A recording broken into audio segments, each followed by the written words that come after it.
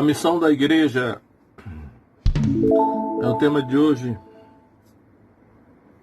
dia 31 de agosto de 2020, segundo dia da semana. Então vamos lá. Marcos, no Evangelho de Marcos,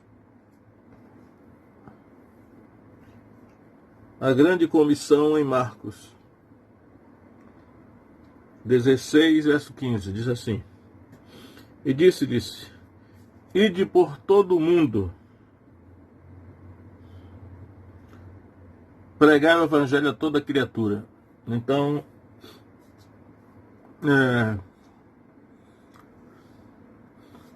poderíamos resumir isso no seguinte: fazer discípulos, né?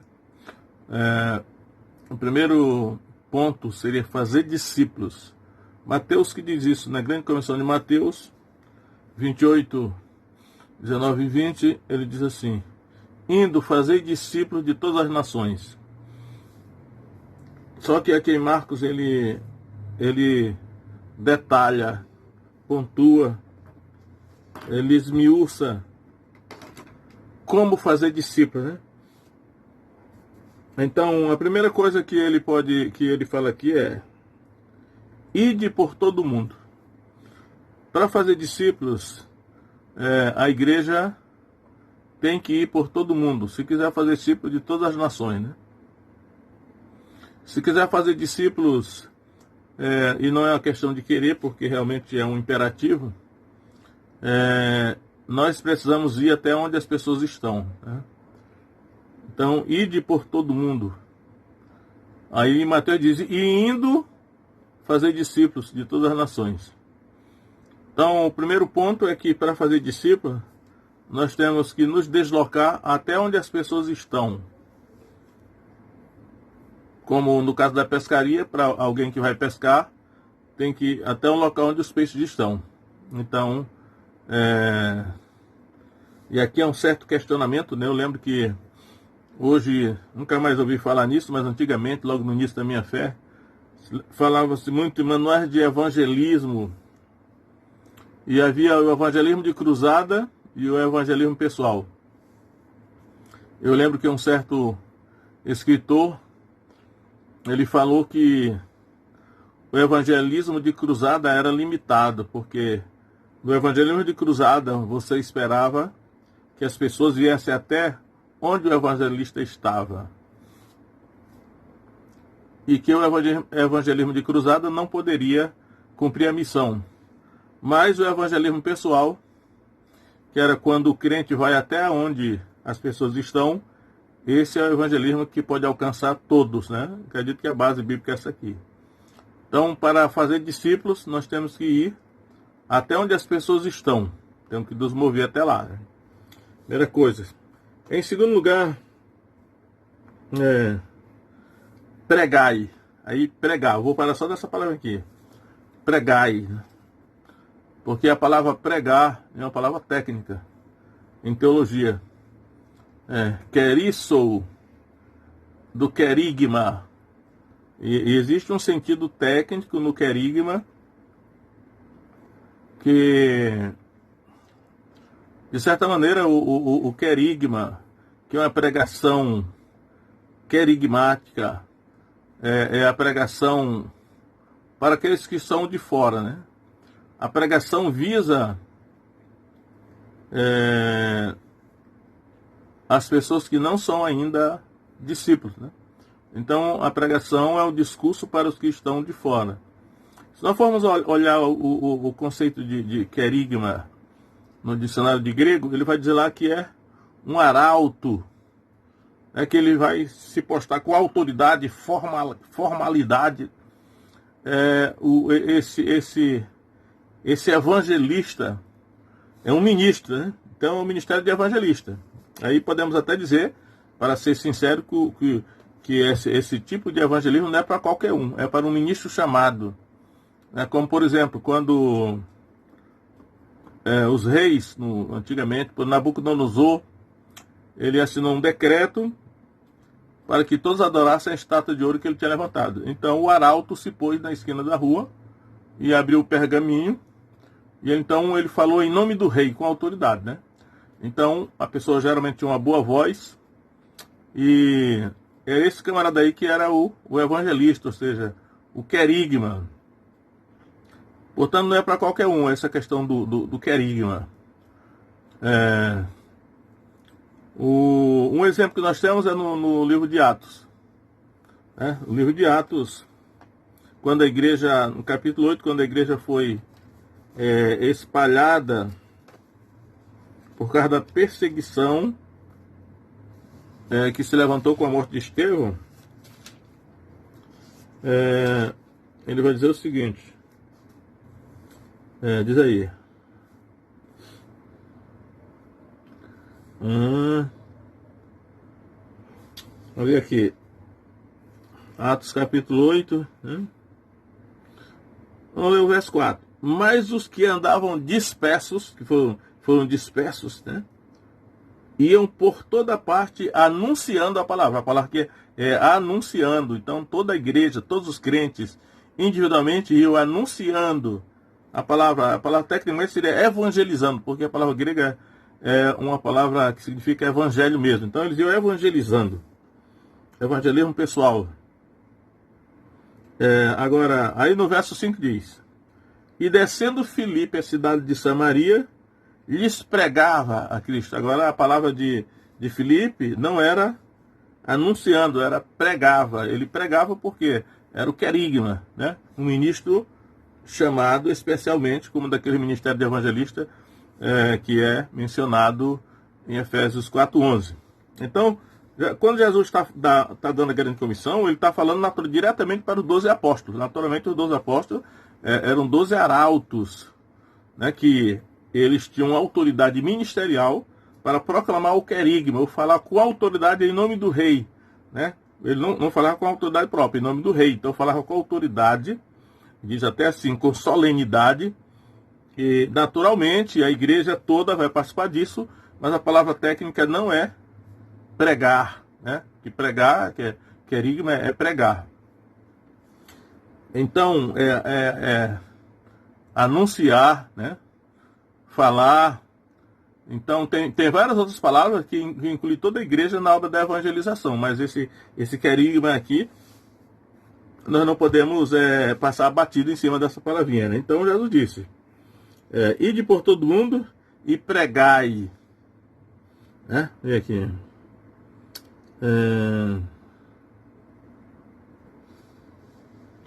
Vamos ver lá. No verso anterior, só para explicar um pouco, Marcos 16:14, assim: finalmente apareceu aos 11, naturalmente aos 11 apóstolos, porque Judas Iscariote tinha já se desviado, né? Então eram os 11 apóstolos que estavam aqui.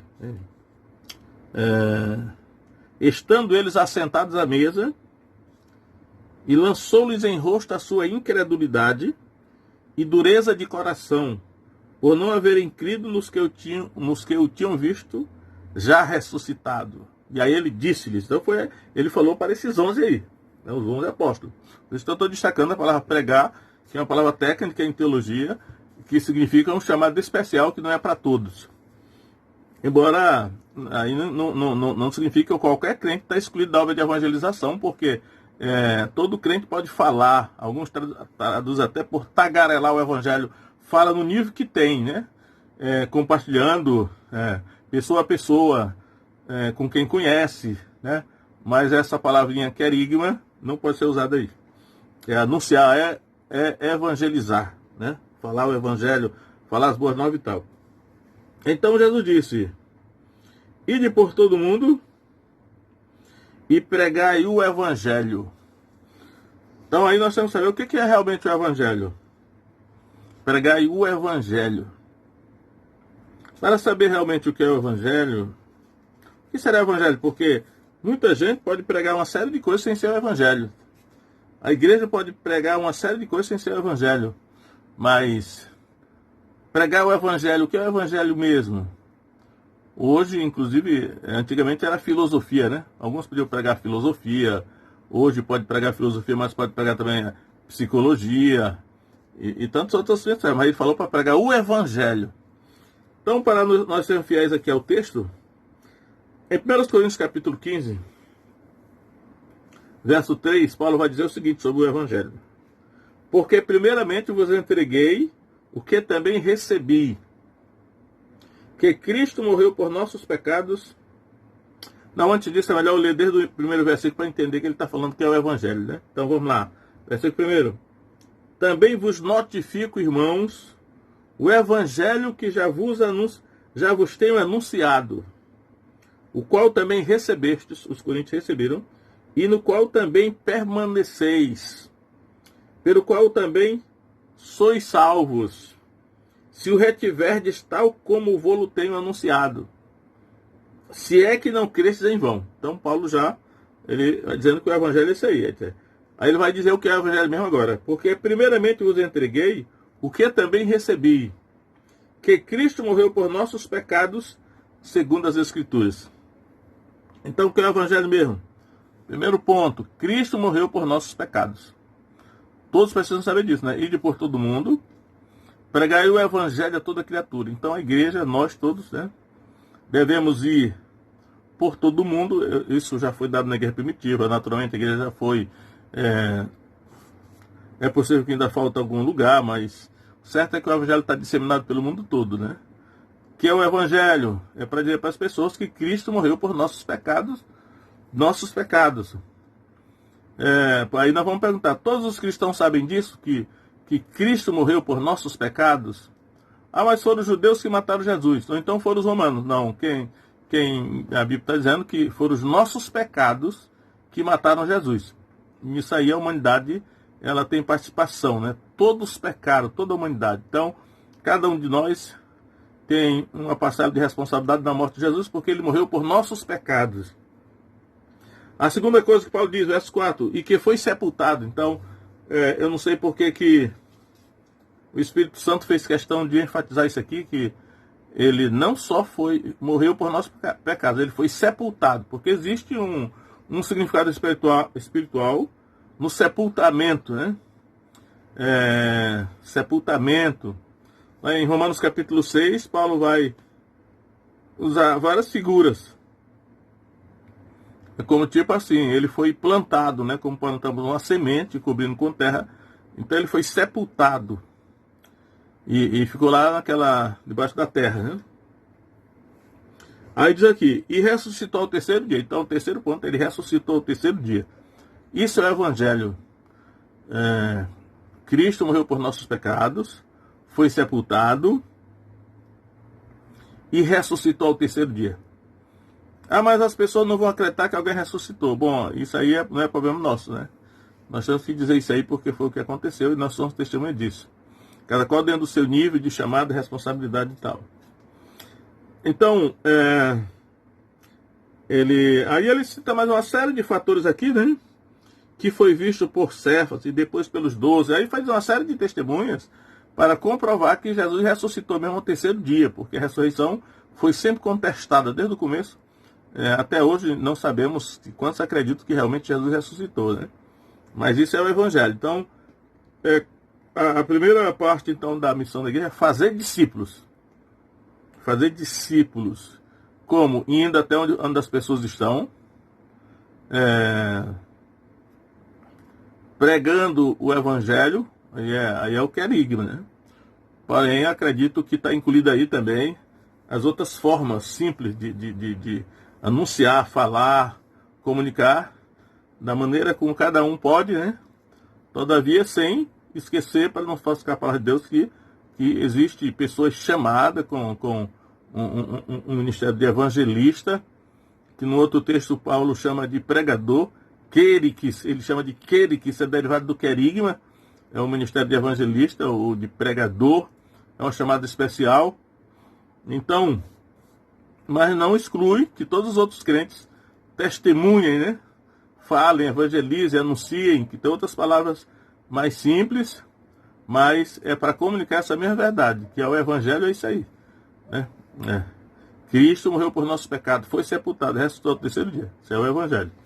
E quem crê nisso aí, né, e agir de conformidade com a sua crença, é que vai ser salvo. Por isso que Paulo continua dizendo, aliás, Marcos, voltando para Marcos capítulo 16, ele diz lá: quem crê e for batizado será salvo.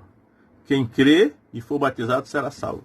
Eu sei que eu já vi várias vezes alguns levantaram o seguinte argumento: quem crê e for batizado será salvo, Jesus disse. Aí a pessoa, mas ele não disse quem não crê e não for batizado, aliás, quem crê e for batizado será salvo, a primeira parte, né? Então, analisando, meditando, refletindo nessa palavra, eu acredito que crer e ser batizado é porque o batismo é a prova de que a pessoa creu, pelo menos uma prova parcial, né? Porque sabemos que a pessoa pode se batizar sem ter crido. Por isso depois Paulo vai dizer em Romanos, né? Se com a tua boca confessares e em teu coração creres que Deus ressuscitou dos mortos, serás salvo. Então, quando Jesus diz aqui, quem crê e for batizado será salvo, é porque o batismo é a maneira imediata da pessoa provar que ela creu. E aí, a pessoa diz: você crê, Jesus creu, então se batiza. Não estou preparado, não, então não creu. Esse é o sentido da Escritura, né? Você só creu se você se batizar. Se você não aceitar se batizar, você não creu. Sempre coloco aqui um exemplo de, por exemplo, o rapaz chega para a moça e diz assim: quer casar comigo? Aí a moça diz: quero. Aí ele diz assim: então vamos lá no cartório para a gente registrar o casamento. Ela diz: não estou preparado não. Então ela não está sendo séria, ela não estava realmente querendo, né? Então, o batismo, pelo menos um dos objetivos do batismo, é a prova de que a pessoa realmente creu. Eu sei que ao longo dos anos, na prática evangelística, nós temos praticado, né? E temos feito de maneira assim: quem crê em Jesus, levanta a mão. Aí a pessoa levanta a mão. Aí nós já consideramos que a pessoa que levantou a mão é porque creu. E isso não tem base bíblica, né? A base bíblica é que quem creu se batiza. Se não quiser se batizar é porque não creu. Ou então, se a igreja ou o pastor negar o batismo para quem está dizendo que crê, a responsabilidade é de quem negar, né? Porque, na verdade, eu sei que ao longo dos anos,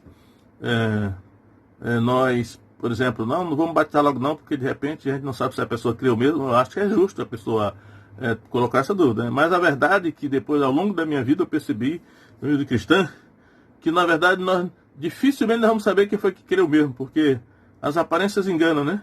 Alguém que aos nossos olhos parece que creu mesmo, depois acaba descobrindo que não creu. E alguém que aos nossos olhos não creu, a gente pode pensar que creu. Então, tanto a pessoa se batiza pela fé, como nós batizamos ela pela fé, né? Se ela diz que creu, nós não somos Deus para ver o coração dela, só quem vê o coração é Deus, saber se ela creu ou não. Então, se a pessoa diz que creu, nós temos a responsabilidade de batizar. Mas ela pode desviar, isso já é problema dela. Até quem creu mesmo, qualquer um pode se desviar. Isso não é problema nosso, né? Então temos que fazer o que Jesus mandou, como a Bíblia mandou. Quem crê e for batizado será salvo.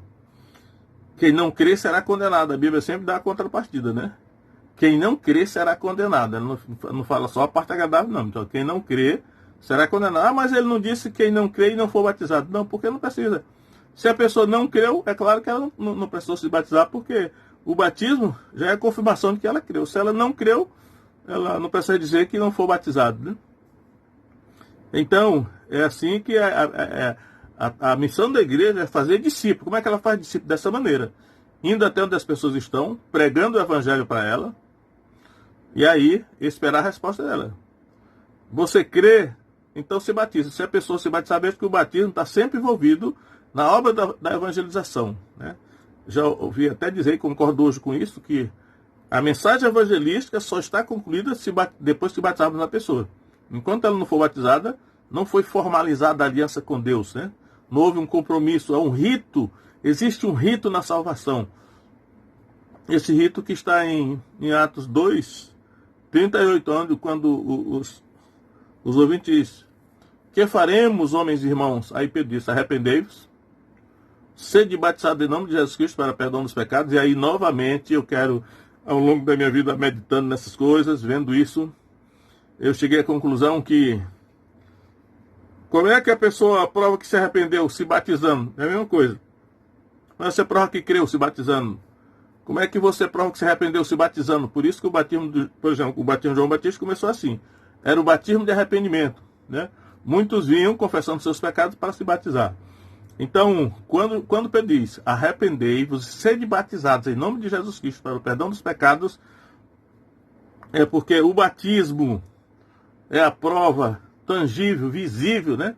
De que a pessoa está dando, que ela se arrependeu, o que ela creu, embora essas questões do arrependimento e da fé sejam subjetivas, nós não podemos ver, mas só Deus vê, né? Mas nós não podemos negar, porque é pela fé.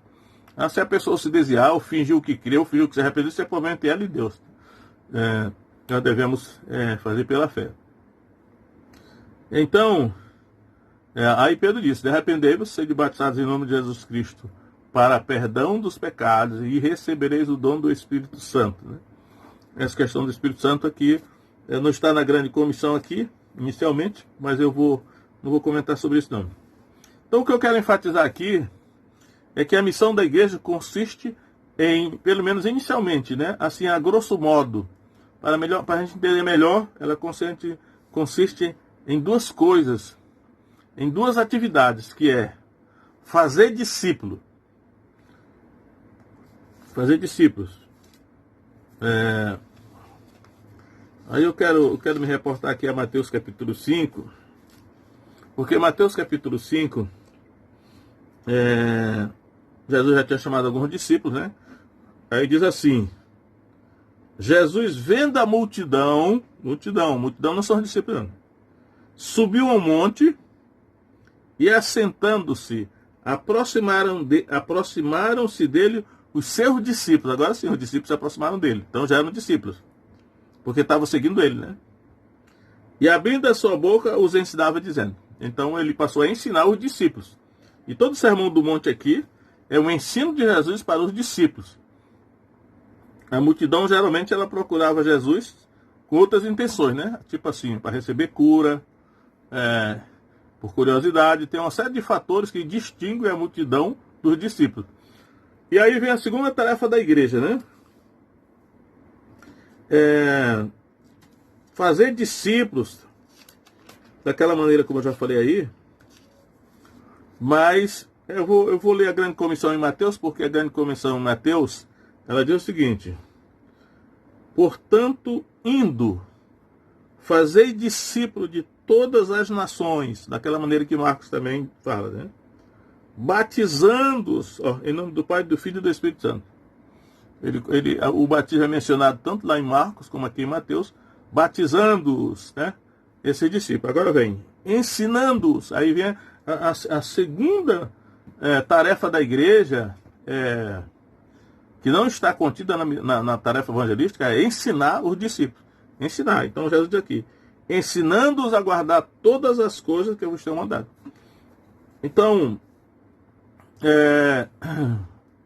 e nós sabemos que esse ensinamento para os discípulos é a vida toda, né? Nós nunca cessamos de aprender. Os discípulos estão sempre aprendendo, porque não tem fim o ensinamento para os discípulos. Só que aqui Jesus, quando ele falou assim, ensinando-os a guardar, ele não falou só ensinar, ele falou ensinando-os a observar, ensinando-os a praticar. Essa que é diferente, só ensinar, porque ensinar é unilateral.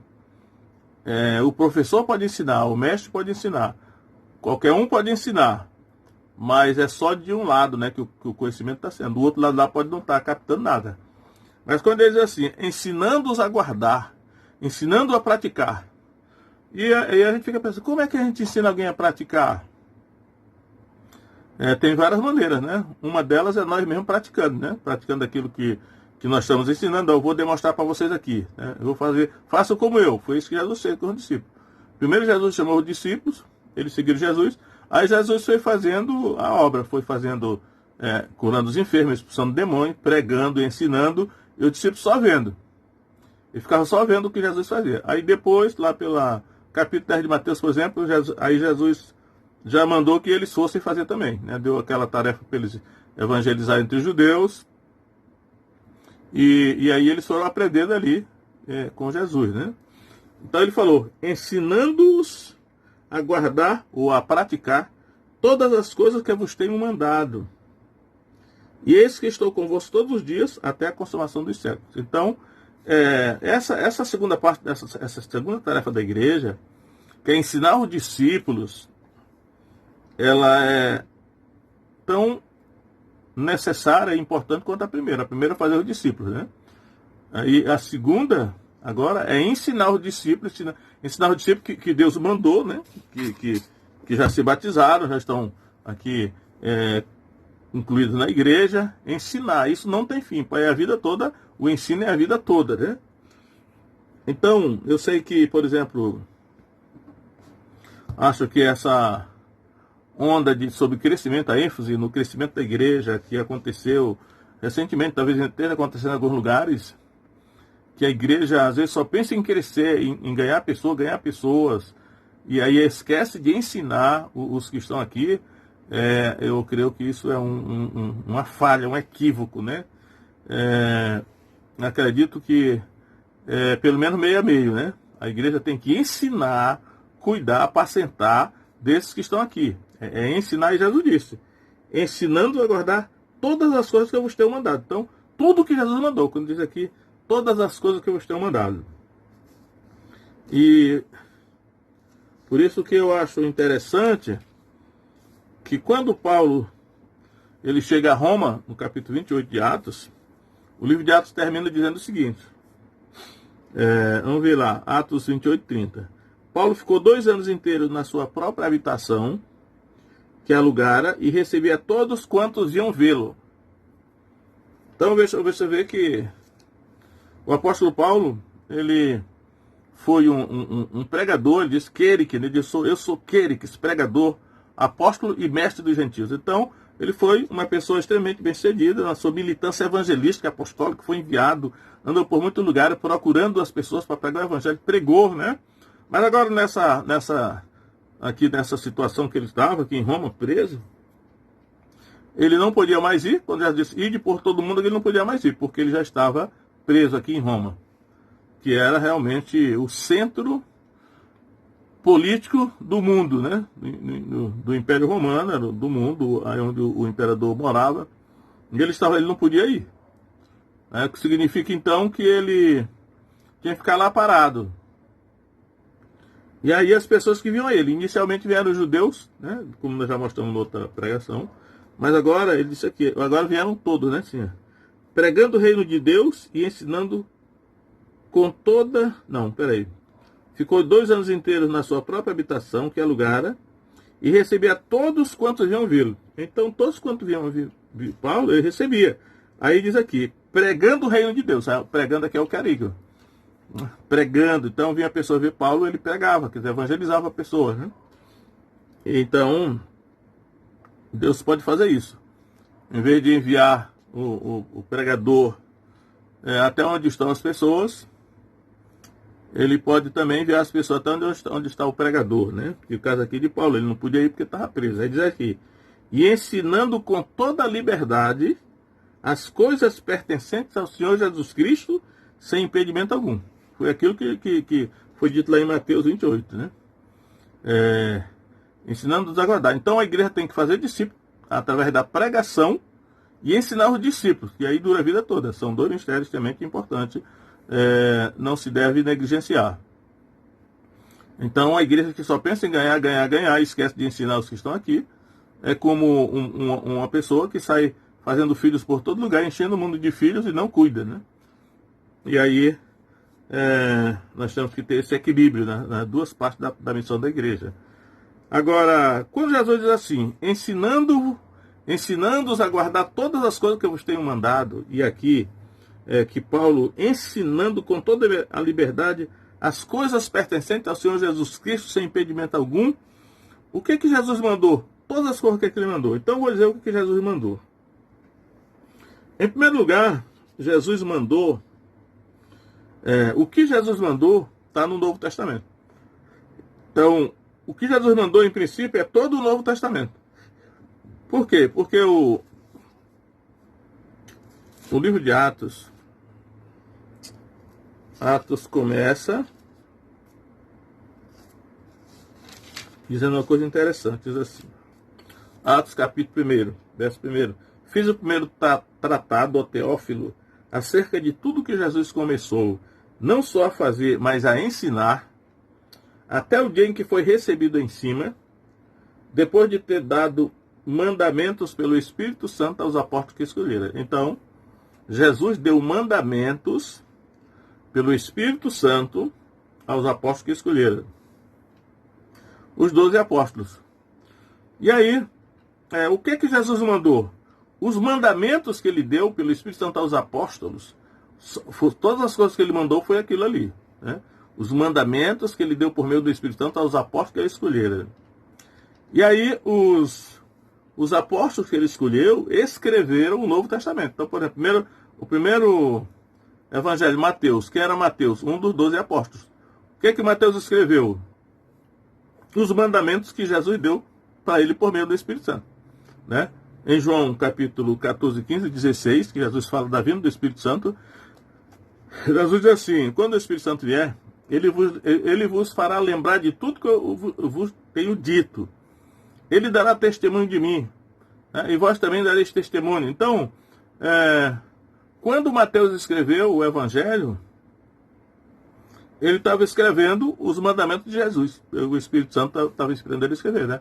E Marcos não foi um dos 12 apóstolos, mas era discípulo do apóstolo Pedro, que foi um dos 12. Né? Então, dizem que Marcos escreveu as memórias de Pedro, os mandamentos que Jesus deu pelo Espírito Santo aos apóstolos. Lucas não era apóstolo, mas era discípulo de Paulo. Então escreveu as memórias de Paulo. Né? Paulo era apóstolo. E João também era apóstolo, então todas as coisas que Jesus mandou, onde estão todas as coisas que Jesus mandou? Nos 4 evangelhos estão todas as coisas que Jesus mandou. O livro de Atos também foram as coisas que Jesus mandou, porque Lucas escreveu Atos, também escreveu a memória de Paulo. E as epístolas, né? Primeiramente as epístolas paulinas, 3 epístolas que o apóstolo Paulo escreveu, já sabemos. O que Paulo escreveu? Os mandamentos que Jesus deu para ele por meio do Espírito Santo. Então, tudo que Jesus mandou está nas epístolas paulinas, depois na epístola aos Hebreus, né, que ninguém sabe quem foi que escreveu Hebreus. Eu não acredito que foi Paulo, porque tem um sério de impedimentos ali. Aí depois vem as epístolas gerais, né, que hoje me ensinaram que eram epístolas gerais, mas ao pensar por mim mesmo hoje, eu creio que as epístolas chamadas de gerais não são epístolas gerais.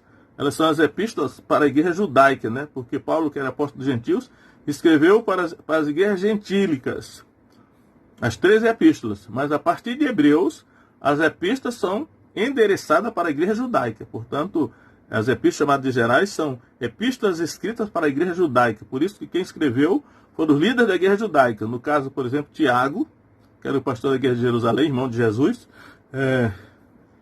Pedro, João e Judas, que era outro irmão de Jesus. Né? Então, todo o Novo Testamento foi ensinando-os a guardar todas as coisas que eu vos tenho mandado. Onde estão todas as coisas que Jesus mandou? No Novo Testamento todo.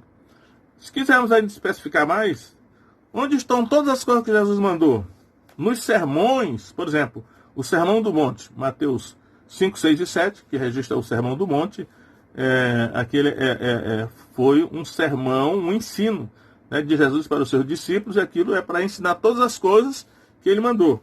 Né? Ou seja, as coisas que Jesus mandou é todo o Novo Testamento.